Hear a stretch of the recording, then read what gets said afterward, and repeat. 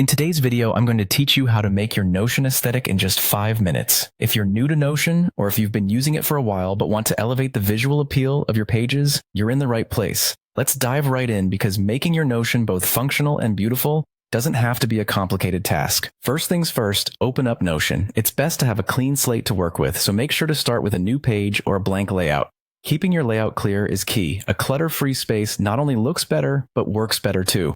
Clear layouts help you focus on the content that's important and make it easier to find what you need at a glance.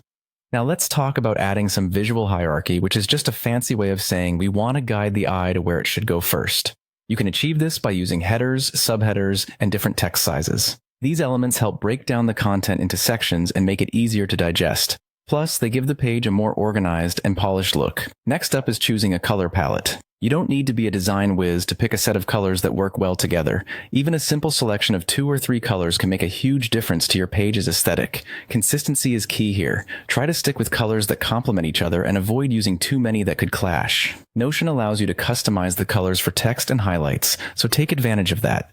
Don't underestimate the power of a page icon for quick recognition. Adding an icon at the top of your page can immediately signal what type of content is there, making it easier and faster to navigate through your pages. On top of that, consider adding covers, icons, and even emojis.